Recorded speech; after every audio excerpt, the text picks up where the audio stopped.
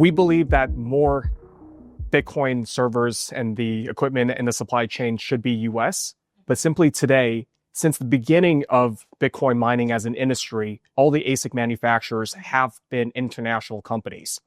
What we're doing for the space is we're actively looking at how do we onshore more of that manufacturing? How do we onshore more of that technology? Well, I don't need to argue this because we do this every day. We do this every day.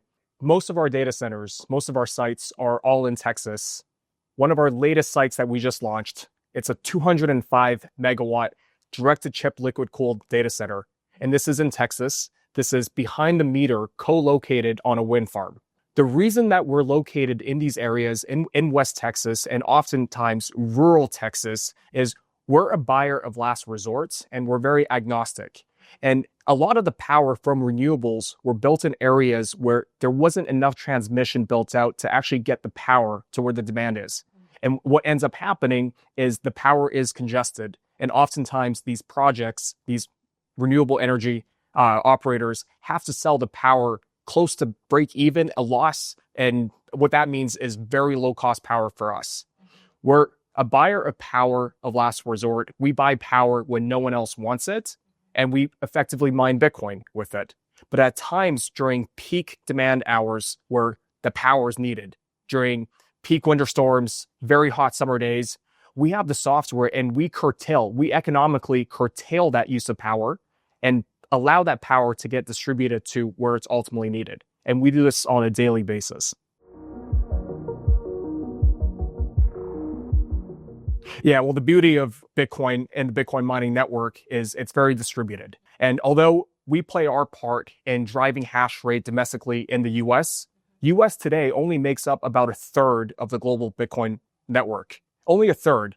And the reason why Bitcoin is such a secure network is it's secured by large-scale energy infrastructure. Today, the Bitcoin network is probably around 20 gigawatts of power.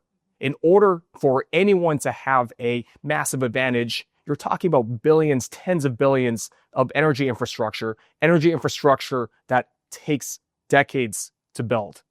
You're talking about a supply chain of silicon for the servers that also take many quarters just to plan into the wafer availability at the semiconductors. The beauty of Bitcoin is it's already too big and it will remain distributed.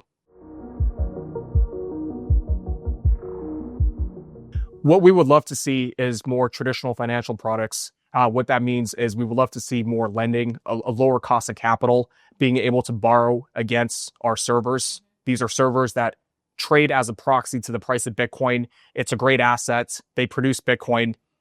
Would love to see more traditional financial products in the ability to hedge. We're already seeing this with Luxor, with the hash rate derivative futures, where miners can offset some of their CapEx burden by selling futures to finance more mining growth. I think we're starting to see every cycle more financial products being available and for more lenders, more capital to come in.